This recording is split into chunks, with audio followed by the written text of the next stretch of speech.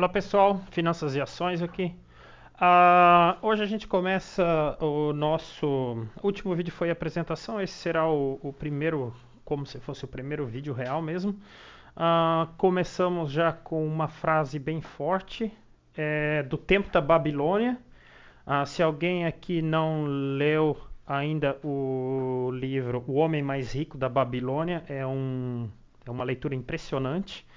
É uma coisa que a ideia da a história não no livro ela não diz bem se foi quanto tempo faz, mas acredita-se que foi há 8 mil anos atrás. Então quando vocês lerem esse livro, vocês vão ver que há 8 mil anos atrás já existia o problema com dívidas.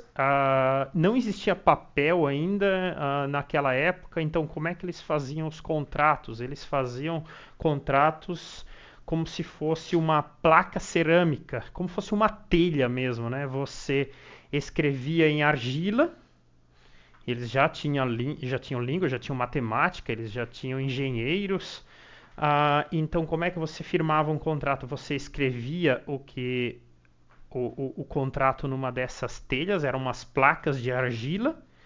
Claro que você escrevia como elas enquanto ainda eram argilas. Depois disso, você jogava elas no fogo. Provavelmente tinha alguém lá que era responsável por isso, né? Havia umas profissões e tal. Aí depois dessa placa cerâmica ser queimada em fogo, ela se transformava essa placa cerâmica, desculpa, dessa placa de argila ser queimada em fogo, ela se transformava numa placa cerâmica e não dava mais para pagar. Então assim que funcionavam os contratos.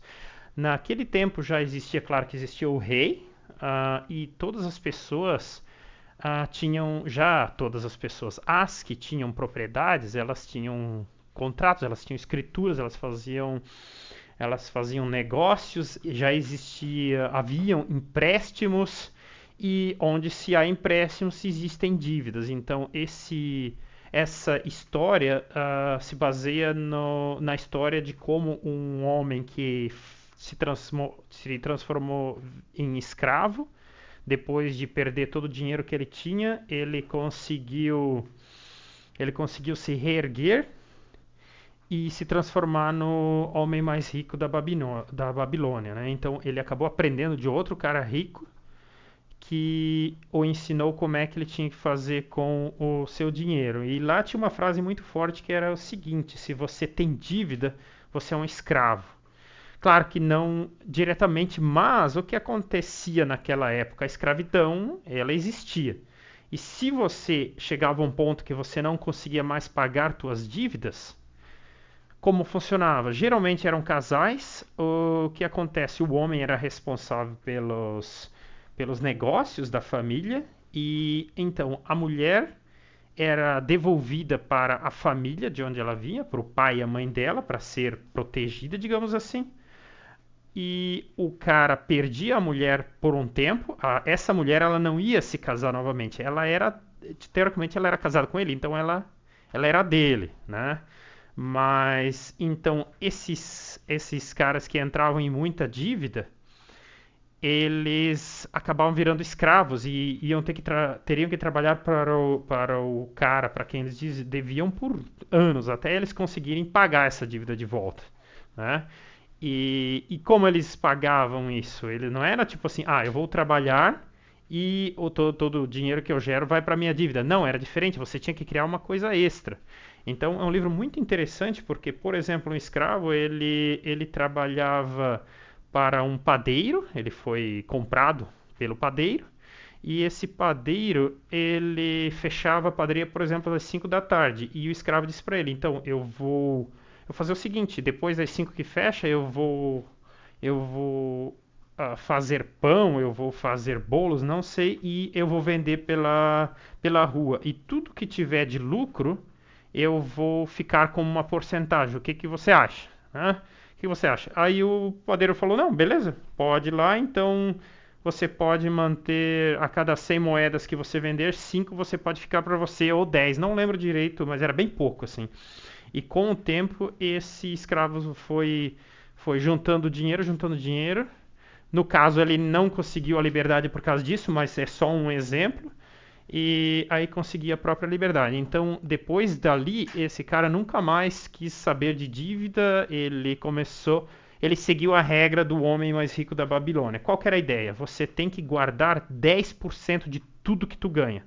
Você ganhou 100, você guarda 10. Você ganhou 1.000, você guarda 100. E assim por diante. Então, esse é uma base para qualquer pessoa. Foi uma base minha também. Eu aprendi num livro. Não foi nesse livro que eu aprendi. Gostaria de ter lido esse livro muito antes, há não sei, 15 anos atrás. Infelizmente não achei. E no livro que eu li, até era de um escritor brasileiro. Ele dizia o seguinte, que você tem que separar em porcentagens. 50% para a tua vida, né? Por exemplo, pagar aluguel, energia, para viver, né? Pagar aluguel ou a casa, ah, pagar energia elétrica, internet, comida. Então, no máximo 50% você tem que manter ali. Se você não consegue manter 50% para isso, ou você ganha mais, ou você gasta menos, né? Então, se você não consegue gastar menos, às vezes não tem mais o que cortar, você vai trabalhar, não sei, trabalhar final de semana dá um jeito. Aí, o que que você faz com os outros 40%? 10% você guarda, você nunca mais encosta na vida, nunca. Ah, isso é para o futuro, né? Depois, mais para frente, eu vou explicar para vocês o que você não vai simplesmente colocar debaixo do colchão e deixar lá parado, né? Por anos, não. Você vai fazer isso aí trabalhar para você. Outra parte, 10% você tem que gastar para você. Você precisa ter lazer, você precisa comprar coisas para você. E os outros 20% você coloca como pequenos investimentos. Por exemplo, você vai guardar para comprar um carro, você vai guardar para montar um negócio, você vai estudar, fazer uma faculdade, um curso técnico, não sei. Então ali com isso a gente fecha os 100%. Desculpa. Então a gente vai olhar detalhe por detalhe como é que você faz para. O foco não vai ser muito economia. Eu vou ficar quase passando fome para poder guardar dinheiro. Não, o foco tem que ser você se desenvolver e você conseguir ganhar mais para conseguir fazer aquele 20%, né? E aquele outro 10, o 10 era para investir para o teu futuro e o outro 20 é para você criar também um conforto na tua vida, comprar um carro novo, tal.